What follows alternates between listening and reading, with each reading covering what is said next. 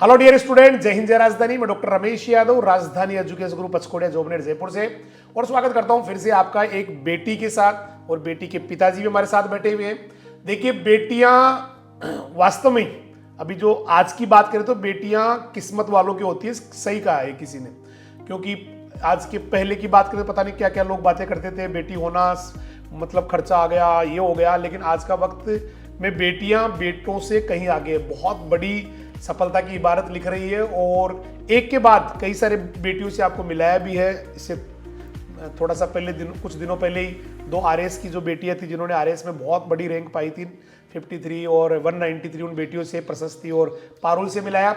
और लगातार आप कोई भी कंपटीशन एग्जाम उठा के देख लीजिए, जब उसकी लिस्ट देखते हैं तो पता लगता है कि बेटियां, और हमने कितना बड़ा इनके साथ पुराने जमाने में कुठाराघात किया है, इनके हितों के साथ, इनकी जो प्रतिभा है उसको कितना दमन किया गया है। मतलब उनको पढ़ने नहीं भेजते थे, उनको काम में लगा देते थे, बचपन में शादी कर देते थे। और आज अगर हम देखें तो ये इनके साथ बहुत बड़ा अन्याय हुआ है। लगातार जो बेटी है उनके साथ अन्याय हुआ है। लेकिन अब समय बदल गया है। पिछले 10-20 साल 30 साल में बड़ा चेंज आया है। आज गाँव में देख लीजिए, शहरों में देख लीजिए, बेटियों को पढ़ाया जा रहा है, उनको पूरा मौका दिया जा रहा है कि वो उड़े, अपने सपनों को पूरा करे, अपने पंखों की उड़ान को भरे, और एक बहुत अच्छा करके दिखाए, और करके दिखा भी रही है। अच्छी बात यह कि आज बेटियां उस मुकाम को करके दिखा भी रही है। लगातार हम लोगों ने कई सारे बेटियों का इंटरव्यू आपको दिखाया है। लगातार जो हिंदुस्तान टॉपर है, जो अमेरिका जा रहे हैं, जो सीयूईटी टॉपर है, जेड टॉपर है, या और किसी नौकरी में लगी है, आरएएस बने हैं, सबके इंटरव्यू आपको लगातार दिखा रहे हैं। और बेटियां आज के टाइम में कहते हैं ना भाई, बेटी उसी घर में जन्म लेती है जिसकी पालने की औकात होती है। एक बड़ा अच्छा सा एक फ्रेज है कि हर किसी को भगवान बेटी नहीं देता, केवल अगले की औकात देखता है, अगले की हिम्मत देखता है, अगले का हौसला देखता है, उसके बाद ही उसके घर में बेटी का जन्म होता है। और अगर बेटियां फिर काबिल हो तो वहां पर फिर ये चीजें वास्तव में सही हो जाती है। एक बेटी का अच्छा करना बहुत लोगों के लिए इंस्पिरेशन होता है, बेटियों के लिए तो होता ही है, पर बेटे, समाज, दुनिया, सबके लिए एक बहुत बड़ा एक मोटिवेशन होता है, एक इंस्पिरेशन होता है। उसको देख के न जाने कितनी बच्चियां, क्योंकि एक बच्ची का अच्छा करने का मतलब है न जाने कितनी बच्चियां स्कूल भेज दी जाती है, हॉस्टल में छोड़ दी जाती है, या यूं कहे कि बैग उठा के अपने कर्तव्य पथ पर चल पड़ती है। और अच्छा नहीं करना भी कई बार एक बैड एग्जाम्पल बन जाता है। अगर किसी बेटी ने मान लो कभी कोई गलती उससे हो गई या कोई गलत बात हो गई, तो फिर बहुत सारे बच्चियों को हॉस्टल छोड़ के घर बुला लेते हैं या उनकी पढ़ाई छुड़ा देते हैं। तो लेकिन ये एक नेगेटिव वाली बात मैं यहाँ नहीं करूँगा। बहुत अच्छा ही एग्जाम्पल हिंदुस्तान में, देश में, राजस्थान में जा रहा है कि बेटियां लगातार, आप चाहे कोई भी आईएएस हो, आरएएस हो, या और कोई एग्जाम हो, अच्छा कर रही है। और फिर गाँव की बेटियां हो तो ये सफलता और बड़ी बन जाती है। क्योंकि आज सुविधाओं की बात करें, हालांकि काफ़ी अच्छा हो गया, फिर भी एक जो माहौल होता है ना कंपटीशन वाला या इस तरह का, तो वहाँ एक शहर में लोग ग्रुप डिस्कशन कर लेते हैं, लाइब्रेरी में चले जाते हैं, या और उनके फ्रेंड्स होते हैं, बच्चे अच्छे कोचिंग क्लासेस में चले जाते हैं, तो सारा उनका। लेकिन एक बेटी जो गांव से निकली और उसके बाद में वो बहुत बड़ी सफलता प्राप्त करे, भाई सफलता भी एक नौकरी लगना या फर्स्ट ग्रेड की नौकरी लगना ही नहीं, बल्कि राजस्थान की पहली रैंक के साथ नौकरी लगना, और वो भी एग्रीकल्चर डिपार्टमेंट की सबसे बड़ी नौकरी। तो मैं आज बात कर रहा हूँ एक बिटिया के बारे में जो आपके साथ जुड़ी हुई है। ये बेटी है कंचन यादव, पापा जी साथ है, राधे श्याम जी। और ये गुड़िया यहाँ 11th क्लास में यहाँ आती है। मैं इनके घर गया और घर जाके मैंने निवेदन किया, मैंने कहा ये पढ़ने वाली बेटी है, आप हमारे यहाँ इसको छोड़ दीजिए, हम यहाँ पढ़ा देंगे। तो घर वालों ने एक ही बात कहा, कोई बात नहीं, कहा आज से ये बेटी आपके सुपुर्द है और आप इसको कामयाब कीजिए। बहुत बड़ा विश्वास इन्होंने रखा। और उसके बाद ये बहुत बड़ा विश्वास, पिताजी के लिए तो मैं क्या शब्द कहूँ। पिताजी, दादाजी, दादी जी, दादाजी अब इस दुनिया में नहीं रहे, स्वर्गवासी है, लेकिन वहाँ से भी आज वो बड़े एक इमोशंस उनके अंदर आ रहे होंगे कि आज मेरी पोती है वो आज कितनी कामयाब हो गई। पिता के लिए बड़ा अच्छा पल है। दादी जो घर पे है, बहुत बड़ा एक उनके लिए बहुत बड़ा पल होता है, क्योंकि माता पिता, दादा दादी, ये लोग, वो टीचर्स, ये वो लोग होते हैं जो सफलता पे मतलब ये झूम उड़ते हैं अपने बच्चों की, अपने स्टूडेंट्स की, अपने इनके लिए, मतलब उनके लिए ये वर्ड्स नहीं होते, वो बता नहीं सकते। क्योंकि सफलता जो होती है ना वो अपनों को अच्छी लगती है। और टीचर्स और जो माता पिता होते हैं वो उनसे बड़ा कोई मेरे हिसाब से अपना हो नहीं सकता जो खुश हो जाए। तो आज दादाजी की जो आत्मा स्वर्ग में है वो भी एक बड़ा सुकून महसूस कर रही होगी, क्योंकि सपना था उनका कि मेरे जीते जी मेरी बेटी, मेरी पोती नौकरी लग जाए, और नौकरी भी इतनी बड़ी लग जाए। और तो दादाजी के लिए जो स्वर्ग में है और दादी जी जो घर पे है, मम्मी पापा, सबके लिए बहुत बड़ा एग्जाम्पल है। तो सीधा ज़्यादा हम आपका नहीं करते, मैं सीधा बता दूं, बेटी देवलिया किशनगढ़ रेनवाल तहसील है, देवलिया गांव वहाँ की रहने वाली है। और इसका बड़ा भाई है जो यहीं से पढ़ा है और उसका थर्ड वेटिंग है। और बिटिया न केवल एग्रीकल्चर ऑफिसर बनी है, डिपार्टमेंट की, एग्रीकल्चर डिपार्टमेंट की सबसे नौकरी लगी है, बड़ी नौकरी लगी है, बल्कि फर्स्ट रैंक के साथ। बहुत बड़ी बात है कि राजस्थान की जितने भी स्टूडेंट्स बैठे हैं वहाँ पर फर्स्ट रैंक लाना और फर्स्ट रैंक के साथ सिलेक्शन होना एक बहुत बड़ा गौरवान्वित करने वाला अवसर है। और ये हमें भी ईश्वर ने, ऊपर वाले ने ये एक मौका दिया है कि ऐसे बेटियों को हमने ट्रेंड किया, हमें मौका मिला। ये बेटियां 2 साल पढ़ी, एक बेटी की तरह जैसे होती है, बेटी से भी बढ़ के जैसे गुड़िया होती है वैसे इसको लाड प्यार से जितना हो सका उतना समझाया, पढ़ाया। पढ़ने में तो खैर कहते हैं कि जब आदमी खुद चलता है तो ही सफल होता है, बाकी तो सब उनको रास्ता दिखाने वाले, उनको मोटिवेट करने वाले, थोड़ा ज्ञान का जो है जितना हो सकता है उतना उसको देने वाले होते हैं। तो आज बहुत बड़ी सफलता के साथ हमारे बीच है कंचन यादव देवलिया से। पापा जी आपके साथ जुड़े हुए हैं, राधे श्याम जी। तो हम इनसे बात करने वाले हैं क्योंकि सबके लिए मोटिवेशन है फर्स्ट रैंक लाना, पूरे प्रदेश में लाना और इतनी बड़ी एग्जाम में लाना, ये वो जो फर्स्ट ग्रेड की नौकरी है एग्रीकल्चर डिपार्टमेंट की, तो सबके लिए एक बहुत बड़ा मोटिवेशन है। तो सबसे पहले तो बेटा आपका और पापा जी का दोनों का स्वागत है कि आप आए।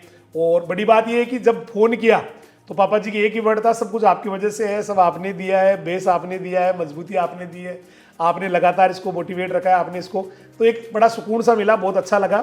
तो सबसे पहले तो बहुत बहुत बधाइयाँ दोनों को, और यहाँ आने के लिए बहुत बहुत मतलब क्योंकि सबके लिए बहुत अच्छा होने वाला है। बहुत सारी चीज़ें होती है, जैसे अभी एक सम्मान किया बच्चे सारे बेटियां, और तो एक दो बच्चियां इमोशनल होकर आ गई, बोला दीदी जैसे बनिए ना, हमें भी एक दिन अच्छा करना है। तो जो इंटरव्यू देखने वाले हैं या जो लोग हमें देख रहे हैं, सुन रहे हैं, निश्चित रूप से किसी न किसी के दिमाग को ये बातें टच करेगी और इससे किसी को फायदा होगा। और सबसे पहले तो बेटा ये बताएंगे, मैं क्वेश्चन चालू करता हूँ कि जब रिजल्ट आया तब कहाँ थे, किसने बताया कि रैंक आ गई, कैसे ये बात आपको पता लगी? जब रिजल्ट आया था तो मैं मेरे मामा के घर गई हुई थी। अच्छा। मामा जी के यहाँ, तो मेरे को भैया ने कॉल किया था, तो उन्होंने बोला कि तेरी फर्स्ट रैंक आई है। तो विश्वास हो गया था कि पहली बार में या एक बार तो नहीं होगा? नहीं, मैंने उसे ऐसे बोला कि मेरे रोल नंबर तो अच्छे से चेक करना कि है भी या नहीं है। सही बात, रोल नंबर देखना कि आया भी है कि नहीं, मेरा नंबर फर्स्ट रैंक तो बात की बात है। हालांकि पता था इसको सिलेक्शन होगा, लेकिन फर्स्ट रैंक का तो मुझे नहीं लगता, क्योंकि पहली बात हुई थी हमारी, बोला सर मेरा अच्छा हुआ है पेपर और ये इतना कट ऑफ जा सकती है, इतने नंबर मेरे जुड़ रहे हैं। मेरे लिए भी ये सरप्राइजिंग था, ये तो था मुझे कंफर्म कि हो जाएगा, लेकिन फर्स्ट रैंक के साथ होगा ये मेरे लिए खुद के लिए बहुत सरप्राइज है। अच्छा, फिर जैसे मामा जी के यहाँ पता लगा, और कौन गए हुए थे? मामा जी अकेली या मम्मी वगैरह भी गए हुए थे? नहीं, मैं अकेली गई हुई थी, तो मैं मतलब रोने लगी, तो सब लोग मुझे चिढ़ाने लग गए। अच्छा। कि ये लड़की अच्छा होता है तो भी क्या रोती है क्या? वो तो निश्चित रूप से जब अच्छा होता है तो भी इमोशंस आ जाते हैं, सफलता मिलती है तो जरूर खुशी के आंसू आ जाते हैं। अच्छा, उसके बाद में सबसे पहले किसको फोन किया भाई, बस सफलता की बात बताऊं, किसको बताऊं? सबसे पहले भैया को ही किया था। भैया ने तो खुद ने कॉल कर दिया? सबसे पहले मतलब हम दोनों की बात हुई, उसके बाद में बाकी कन्वर्सेशन घर वाले, दोनों बहन भाई के बीच हाँ। होगी। उसके बाद में किसको बताया सबसे पहले? उसके बाद में पापा को फोन किया। फिर पापा की क्या प्रतिक्रिया थी, मतलब कैसे, है ना, पापा भी इमोशनल हो गए होंगे, भाई ये इतना आना और पूरे राजस्थान में पहली रैंक आना, हाँ। है ना, अच्छा लग रहा होगा। बहुत बढ़िया। देखिए, एक छोटे से गांव से निकल के और इतनी बड़ी सफलता प्राप्त करना, इतने बड़े एग्जाम में वहां तक जाना बहुत बड़ी बात है।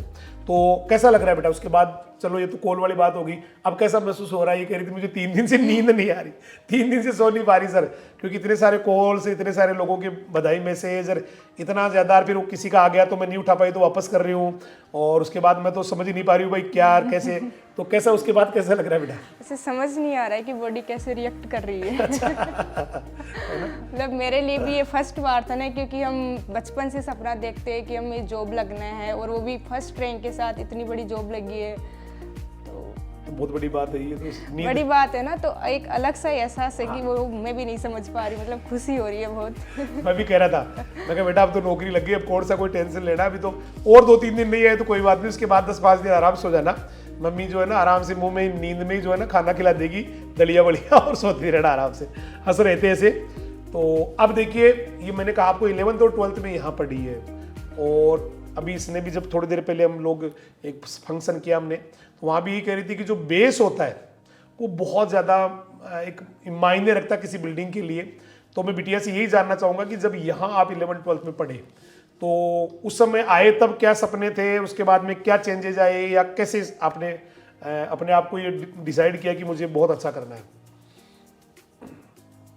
जब मैं 11th क्लास में आई थी तो मुझे ये लगा था बहुत बड़ा इंस्टीट्यूट है, यहाँ तो बहुत टैलेंटेड बच्चे हैं, मेरा कहाँ नंबर आएगा या फिर मैं कहाँ सर्वाइव कर पाऊँगी।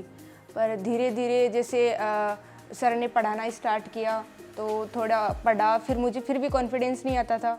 सर को पता नहीं मुझ में ऐसी क्या प्रतिभा दिखती थी, जब भी क्लास चालू होती थी मुझे क्वेश्चन को करते थे, मुझे ऐसा लगता था कि मुझे क्यों क्वेश्चन कर रहे हैं। इसका मतलब कुछ खास मेरे अंदर या मेरे अंदर कोई ज़्यादा इंटेलिजेंस ही है? नहीं, वो है इंटेलिजेंस ही। देखिए क्वेश्चन में मैं यही कर रहा था, अभी थोड़ी देर पहले ही बात चल रही थी, मैंने कहा टीचर क्वेश्चन ही उसी से पूछता है जो बताने की जिनसे उम्मीद होती है। अब कई बार ऐसे मेरे साथ भी होता है, कई सारे बच्चे कहते हैं सर आप तो हमें तो पूछते ही नहीं, मैंने उनको 2-4 बार पूछा तो वो गर्दन ही नीचे करके बैठ गए। तो टीचर अपने आप ही हाव भाव से पहचान लेते हैं कौन बच्चा जवाब दे सकता है या कौन बच्चा देगा या कौन देना चाहता है, उसके हिसाब से होता है। तो अपने आप ही ऑटोमेटिकली अपने आप ही उस बच्चे पे अपने आप ही निगाहें चली जाती है जिससे उम्मीद होती है कि जवाब देगा। तो इसलिए ऐसा इसलिए रहा कि बार बार क्वेश्चन क्योंकि जवाब देती चली गई, उससे काफ़ी फायदा मिला ना, उससे बड़ा कॉन्फिडेंस आया। क्यों? तो ये रहा है। तो कैसे अब चला यहाँ के थोड़ा सा माहौल के बारे में कैसा लगा? जैसे पापा जी कह रहे कि मैंने तो आपको सौंप के भी थोड़ी देर पहले ऑफ कैमरा बात हो रही थी कि मैंने तो आपको सौंप के मैं तो निश्चिंत हो गया, अपने काम में लग गया और मुझे पता था भाई कोई टेंशन लेनी ही नहीं है, जब सर के पास है तो मेरे पास ही है। तो कैसा यहाँ का जो 2 साल पढ़ी तो कैसा बेटा यहाँ का माहौल कैसा लगा आपको? मतलब मेरी धीरे धीरे जैसे जेट वाले थे, टारगेट बैच वाले थे, वो लोग जो टेस्ट सीरीज वगैरह देते थे वो मैं भी देने लगी। पहले तो मेरी बहुत पीछे रैंक आती थी, धीरे धीरे मेरी रैंक आने लगी। इवन 11th में मेरी 2nd और 3rd रैंक आती थी, या कभी एक बार मेरी 1st भी आई है। तो वहाँ से मुझे मोटिवेशन मिला कि यार मुझ में कुछ तो है अच्छा। तो फिर वहाँ से मैं रुकी नहीं। वो 11th क्लास का दिन था और आज का दिन है। ऐसा नहीं है कि भाई कॉलेज में जाके भी मैंने सिर्फ कॉलेज की पढ़ाई की है, जो मेरा टारगेट था उसके लिए मैं थोड़ा थोड़ा करके मतलब पढ़ती रही, कंटिन्यू रही, कभी रुकी नहीं। अच्छा, ग्रेजुएशन जॉबनेट से, पीजी भी जॉबनेट से, तो जॉबनेट कहते हैं कि आज हो सकता है आज भी क्या हो तो वो वही है, मतलब हिंदुस्तान में एक बड़ा रैंक रखता है, एक बहुत अच्छा एक माहौल है कम्पिटिटिव। तो जॉबनेट के बारे में थोड़ा बताइए बेटा। जॉबनेट तो कोई बच्चा हो सकता है उसके दिमाग में चल रही हो कि मुझे जॉबनेट पढ़ना चाहिए, तो दीदी तो आपकी जो है ग्रेजुएशन भी जॉबनेट से, पीजी भी जॉबनेट से, तो वहाँ कैसा माहौल था और कैसे टीचर्स ने मोटिवेट किया और कैसे सारा माहौल होता था वहाँ का? देखो हम कहीं पे भी जाते हैं तो हमें डिफरेंट टाइप के लोग मिलते हैं, कोई किस रास्ते जाता है, कोई किस रास्ते जाता है। तो हमें खुद डिसाइड करना होता है कि हमें अपना फ्रेंड सर्किल कैसा बनाना है और हमें क्या करना है, क्योंकि फ्रेंड सर्किल का बहुत बड़ा योगदान होता है। मैं नाम नहीं लेना चाहूँगी, लेकिन मेरी जो फ्रेंड सर्किल में हम 4-5 लड़कियाँ थी, हम उसमें से 4 बच्चियाँ जॉब लग चुकी हैं। सही बात है, बहुत बड़ी बात है।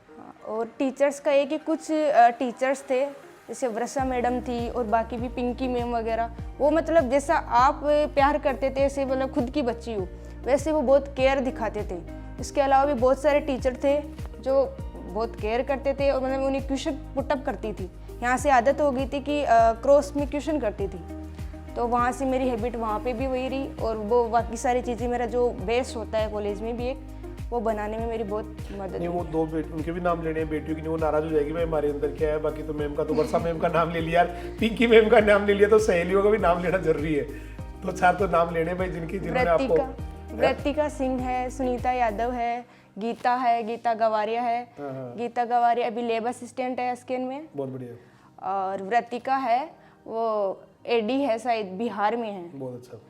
और सुनीता है उसका भी FSO में हुआ है। सुनीता तो स्टूडेंट भी है, और जो दोनों बच्चियां बता रही वो भी ऑनलाइन की स्टूडेंट है मेरी। ऑनलाइन क्लासेस में दोनों आती थी, हम साथ ही आए हुए काफी टाइम। उधर की यूपी की कहीं की वो हाँ, है, हम लोग साथ ही आए थे यहाँ वो जो है। हाँ, तो बच्चियां वो भी जब मैं ऑनलाइन पढ़ाता था ना पहले, तो वो सारी क्लासेस में आती थी।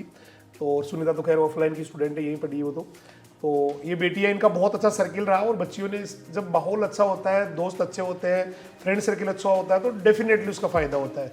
और सारी की सारी बच्चियां उनमें से जो है बहुत अच्छे जगह पे है। और बहुत अब थोड़ा सा देखिए, एक तपस्वी आपके साथ हमारे साथ बैठे हैं, क्योंकि इनके बिना कोई भी सफलता कभी भी मम्मी पापा दादा दादी या परिवार के बिना मुमकिन नहीं है।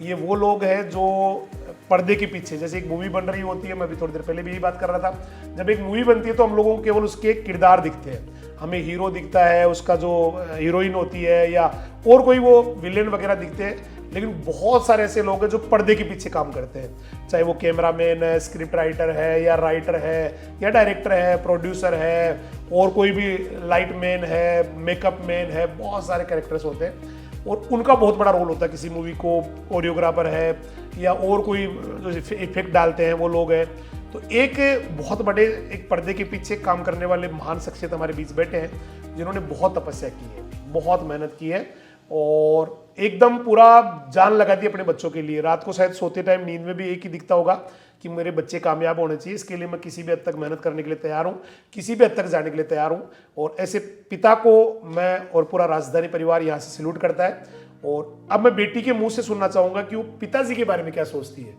पिता के बारे में उनके क्या ख्याल है। दादाजी भी आऊंगा, पहले पापा जी के बारे में बताएंगे। मतलब मैं आज जो कुछ भी हूँ वो ये उनके पापा को देख के ही हूँ। मतलब एक दिन मैं वेस्ट नहीं करती थी कि नहीं मेरे पापा बहुत मेहनत करके कमा रहे हैं, मुझे एक दिन भी वेस्ट नहीं करना, एक पैसा वेस्ट उनका नहीं जाना चाहिए। सही बात है। मेरे पापा मजदूरी का काम करते हैं, टाइल्स मार्बल का। तो मतलब जब उन्हें कई बार होता है कि आस पड़ोस में भी काम करते थे, तो उन्हें काम करता हुआ देख लेती थी ना, तो मेरी रूह कांप जाती थी। बहुत बड़ी बात है। मतलब यूँ लगता था कि मैं कब है ना इन्हें अपने पैरों पे खड़ी हूँ और इन्हें ये काम करने से रोकूं कि अब आप पापा रेस्ट करो।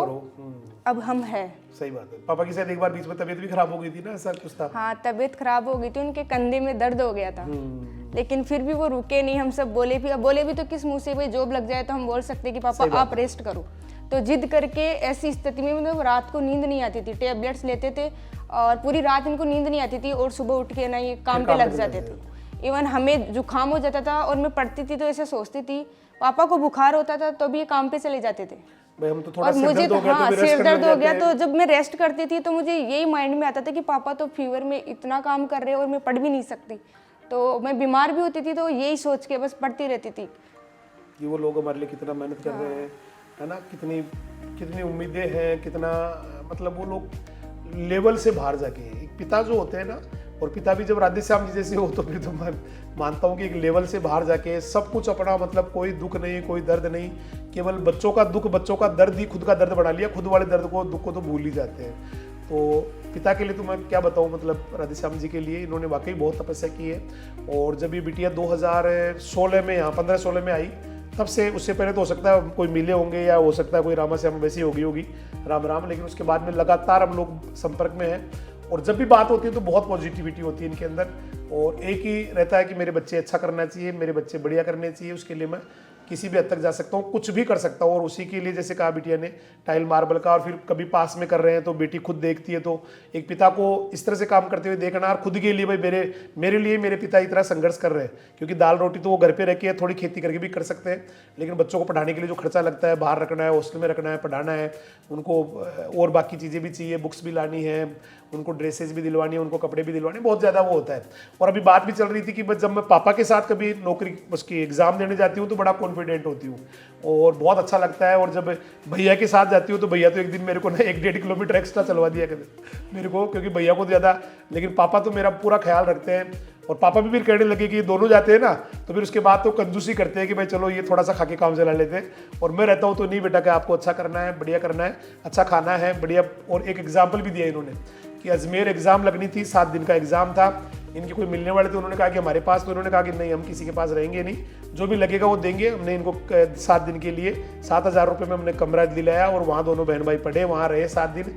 तो इतना मतलब बच्चों के लिए सब कुछ, चाहे खुद के लिए आदमी 1 ड्रेस 2 ड्रेस, लेकिन बच्चों के लिए तो सब कुछ ही कि नहीं बेटा आपको परेशान नहीं होना है, आपको अच्छी जगह रहना है, आपको किसी के यहाँ रहना नहीं है, किसी का एहसान लेना नहीं है, आप 7 दिन रहो 10 दिन रहो, लेकिन अपनी व्यवस्था खुद करेंगे और मैं उसके लिए तैयार हूँ। अच्छा खाना है, अच्छा पहनना है, तो बहुत बड़ी बात होती है, बहुत ही बड़ा एक डेडिकेशन है। ईश्वर ऐसे पिता भी सबको दे तो ऐसी बेटियाँ भी सबको दे। और आज बड़ा एक अच्छा उनको महसूस हो रहा है। अभी थोड़ी देर में उनसे बात करेंगे।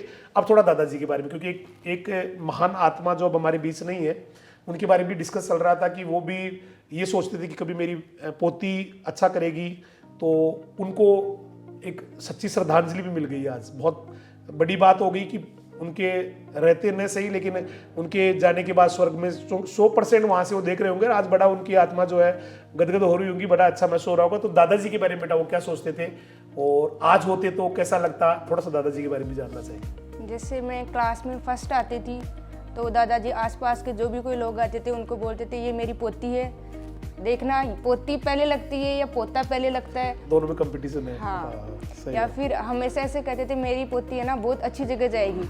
और वो लोगों को मतलब यूँ बोलने के लिए उनसे भी पूछते थे, आप बताओ लगेगी ना मेरी पोती। तो वो लोग भी विश्वास देके जाते थे कि हाँ आपकी पोती बहुत अच्छी जगह जाएगी, आपका पोता बहुत अच्छी जगह जाएगा। और मरते मरते भी उनके वर्ड्स थे कि शायद मैं नहीं देख पाऊंगा कुछ, लेकिन मुझे विश्वास है कि मेरे पोता पोती है ना वो बहुत अच्छा करेंगे, दोनों सक्सेस हों। बहुत बड़ी बात है।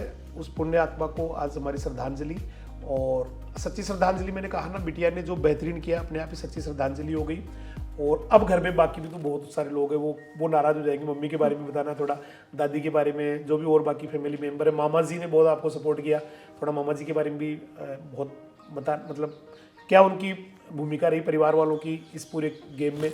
मम्मा ने बहुत सपोर्ट किया होगा, दादी ने, थोड़ा उनके बारे में बताओ बेटा, फैमिली के बारे में। जैसे मेरी मम्मा के कुछ हेल्थ इश्यू भी हो गए थे बीच में, उसके बावजूद भी पापा भी बाहर रहते थे, हम दोनों भाई बहन थे।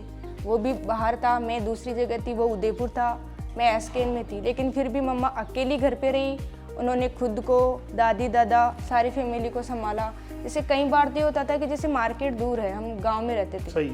तो मम्मा अकेली मैनेज करती थी, ऐसे आसपास के लोगों को बोलती थी कि तू चला जा, तू चला जा। और वो जो स्ट्रगल था ना, मैं घर जाती थी, उसको देख के मतलब जो मोटिवेशन मुझे मिलता था, उसके अलावा कोई सोर्स नहीं है कि हम, ऐसा लगता था कि मैं जल्दी से जल्दी जॉब लग जाऊं और मेरी मम्मा के पास रहूं और उनका ये स्ट्रगल है वो जल्दी से जल्दी खत्म हो। और दादी के बारे में थोड़ा सा, दादी मामा जी दो और रह गए भी, है ना?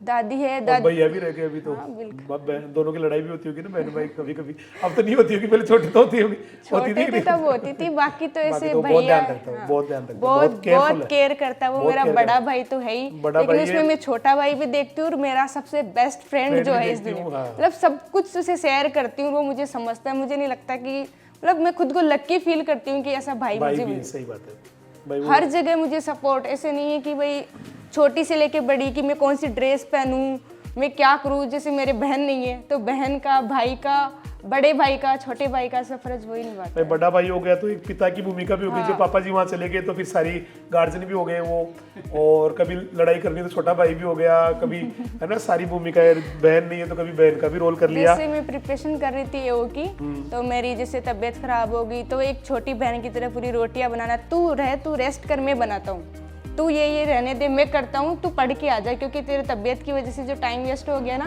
उसको तू पढ़ के कवर कर। और मैं पढ़ के आ गया, अब मैं खाना बना लेता हूँ, तो अपने दोनों का टाइम मैनेज हो जाएगा। बहुत बड़ी बात है बेटा, बहुत ही मतलब एक कहते हैं भाई, सारा जब माहौल बनता है, भैया, दादा, दादी, पापा, सब कुछ, सारे लोग जो है ना वो सफलता के लिए लग जाए, या सारे लोग अपने बच्चों के लिए, अपनी बहन के लिए, तब जाके एक इतनी बड़ी सफलता मिलती है। बहुत बड़ी बात है बेटा। अब थोड़ा सा जो है ना, इसके कोई इस एओ की तैयारी कर रहा हो तो उसको कैसे पढ़ना चाहिए, कैसे टाइम मैनेज करना चाहिए, थोड़ा सा उसके बारे में बताओ बेटा।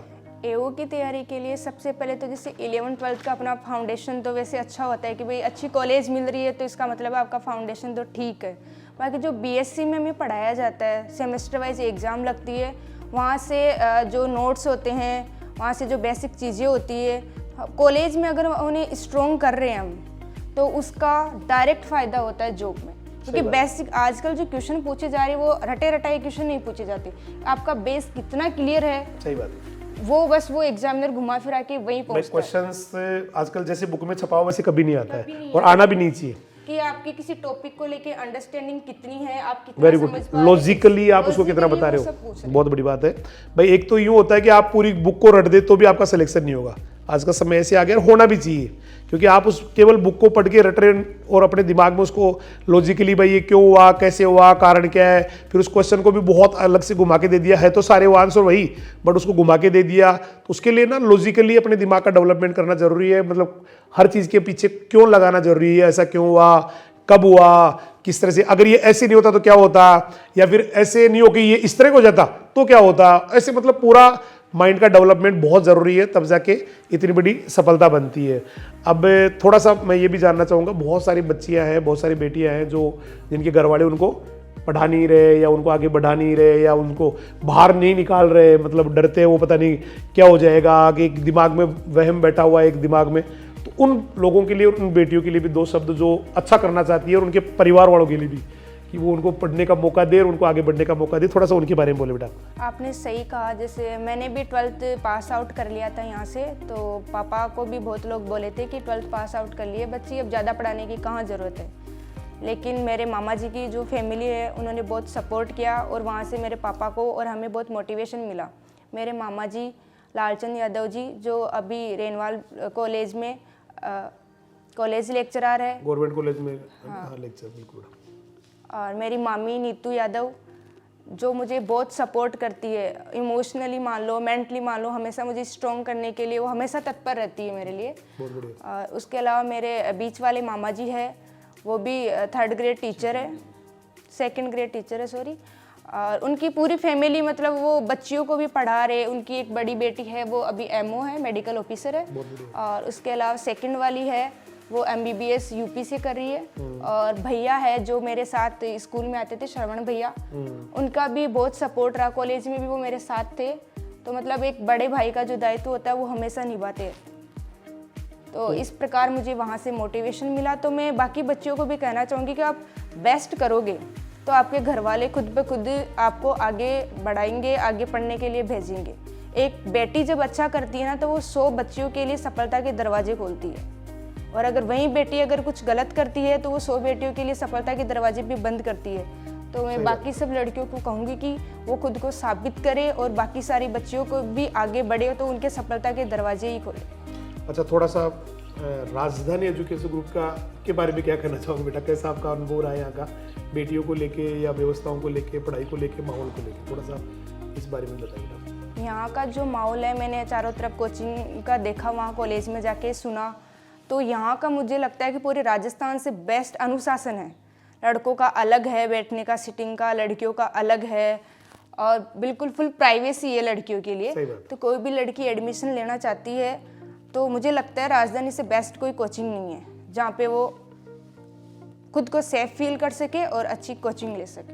भाई, इतनी बड़ी सफलता मिलना और वो भी राजस्थान की एओ जैसी एग्जाम में फर्स्ट रैंक लाना बहुत ही बड़ी सफलता है। तो बेटी से मैं जानना चाहूँगा कुछ लोग जिनको आप थैंक्स बोलना चाहेंगे इसके लिए, जो इस सफलता में आपके लिए एक मील का पत्थर रहे होंगे या फिर वो आपके लिए एक प्रेरणा रहे होंगे, तो मैं चाहूँगा किस किस को बेटा आप थैंक्स बोलना चाहेंगे इसके लिए?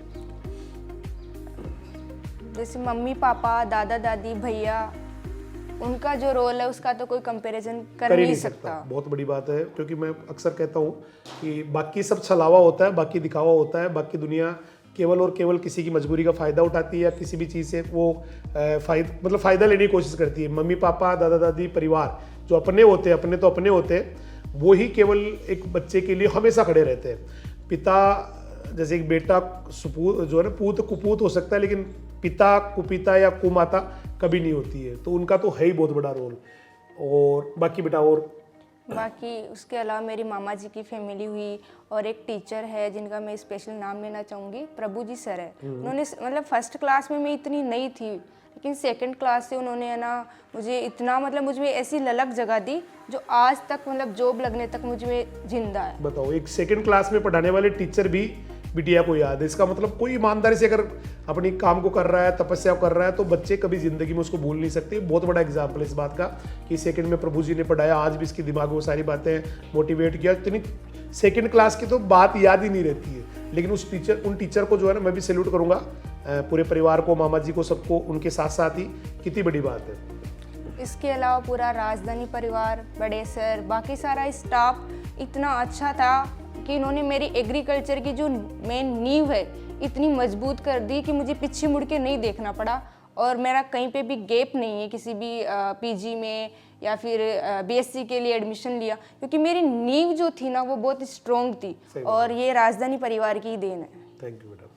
अब बात करेंगे उन महायोद्धा से जो पर्दे के पीछे काम कर रहे थे, पिताजी राधेश्याम जी, जिनकी तपस्या बहुत बड़ी है बच्चों के लिए, बच्चों के सपनों के लिए, बच्चों के कामयाबी के लिए।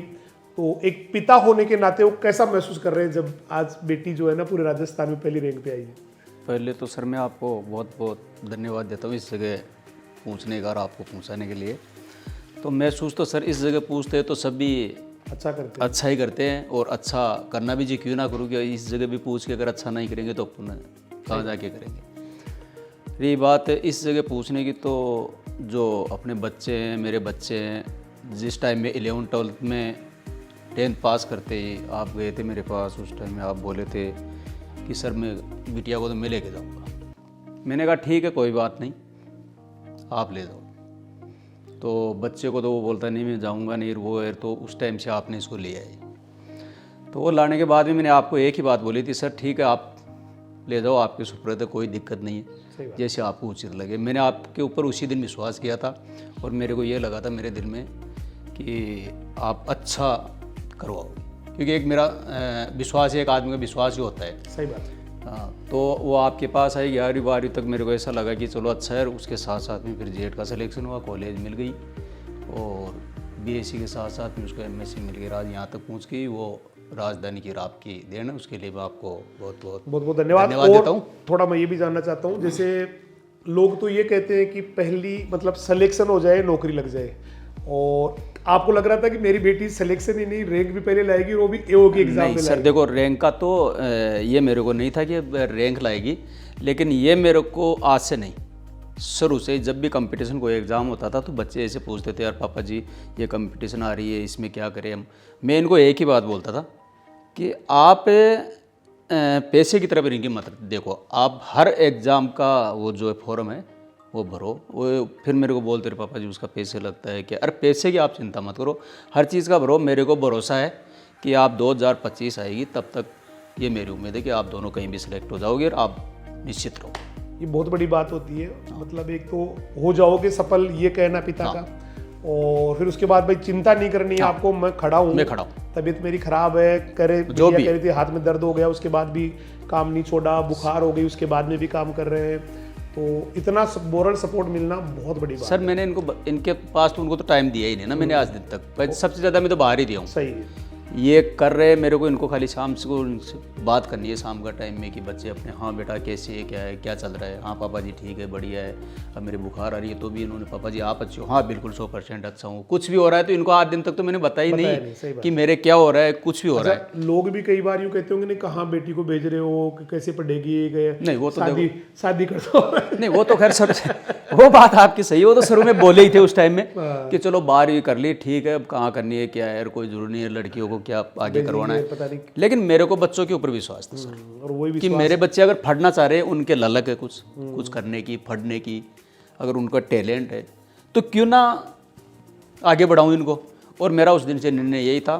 फिर उसके बाद में अगर बाहर से भी आपका फिर सहयोग मिल गया कि नहीं इसको ये तो टैलेंट था, देखे उस दिन से मैंने ये ठान लिया कि चलने दो, मैं मेरा काम कर रहा हूँ और बच्चों को बोल दिया आप अपना काम करो। उस दोनों का लक्ष्य अलग अलग था, मेरा वो था कमाना और इनको देना, इनका लक्ष्य ये था कि मैं हमको कुछ कर, तो आज ये करके दिखाए।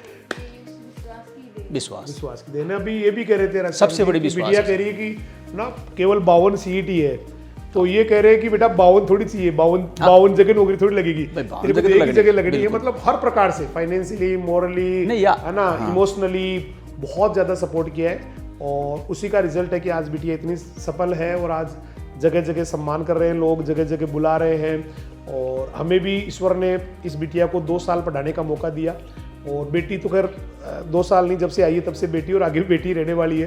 तो एक पिता का भी एक पद मिला, उन्होंने कहा कि आप हमारे पिता जैसे ही हो, तो ये हमारे लिए सबके लिए सौभाग्य की बात है और हर बेटी के लिए मोटिवेशन है।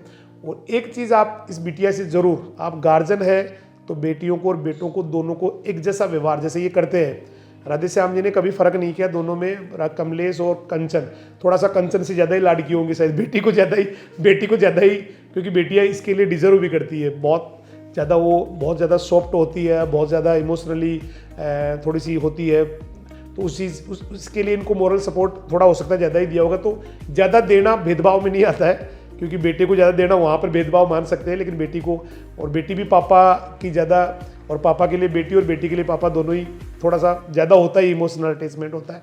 और आज सफल हुए। और कोई बात दिमाग में चल रही हो, कोई बात बोलनी हो, कोई नहीं ऐसे वो नहीं है, मतलब जो सफल तो खैर हुए ऐसी बात नहीं है, लेकिन बेटी को और बेटा में कोई फर्क नहीं है। सही, बेटी और बेटा अपने लिए समान है। अरे मैंने ये फर्क कभी समझा नहीं, बिल्कुल ये अपनी बेटी है या बेटा है।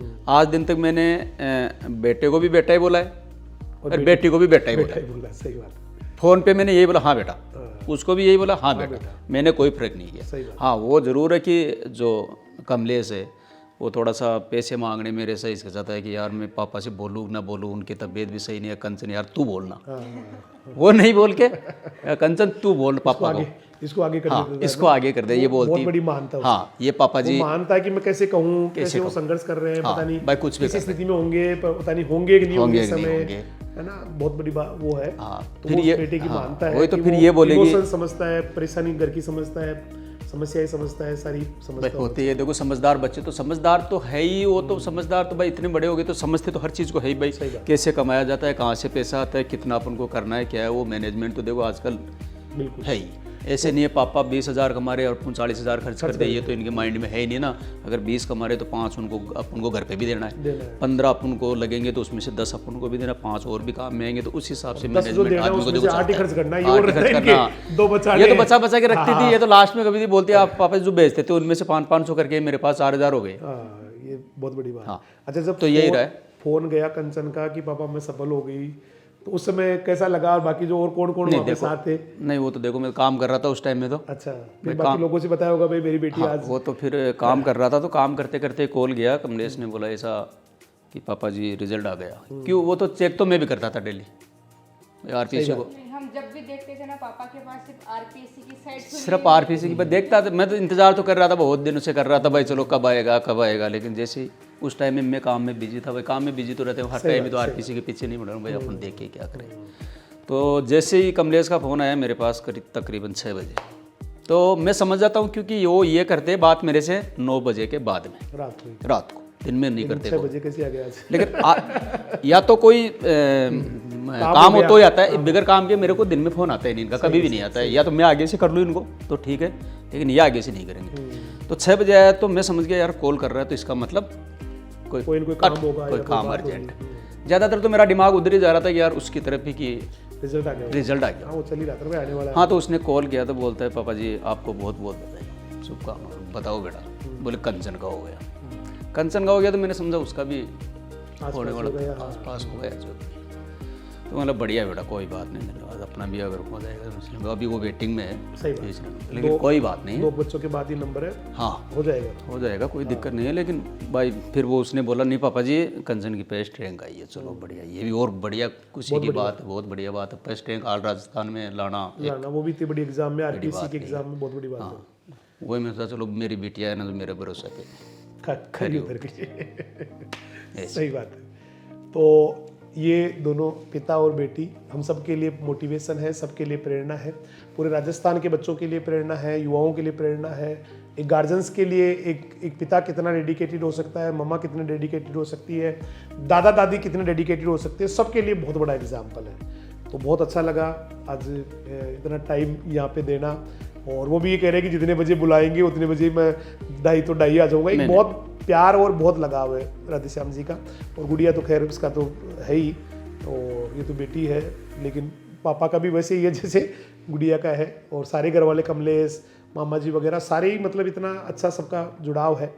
और फिर से एक बार पूरे राजधानी एजुकेशन ग्रुप की तरफ से ये तो थकी बहुत ज़्यादा आज थोड़ी सी है ना, नींद नहीं आ रही थी 2-3 दिन से, थोड़ी थक गई है आज, तो पूरी ऐसे नेचुरल हंस भी नहीं पा रही है लेकिन कोई बात नहीं बेटा, सफल होके फिर उसके बाद नींद नहीं आई तो कोई बात नहीं, पहले अगर दिक्कत हो जाए ना तो दिक्कत ज़्यादा हो सकती है। इस एक्सपीरियंस के लिए तो हम इतने सारे हाँ, नींद नहीं आने के लिए तो तपस्या कर रहे थे भाई, सफल होने के बाद 2-5 दिन नींद नहीं आई, फिर आराम से एक बार सुनिए बड़ी के बीच में असफलता नहीं मिलती है, लेकिन वो जो स्ट्रेस होता है उस टाइम में सोचती थी कि सफलता मिलेगी ना, उसके बाद जो नींद नहीं आएगी मुझे वो जीना वो पल जीना, सही बात है, वो सबके लिए बहुत बड़ी बात होती है। तो दोनों का बहुत बहुत धन्यवाद, और सभी का धन्यवाद। नमस्कार, जय हिंद, जय राधे।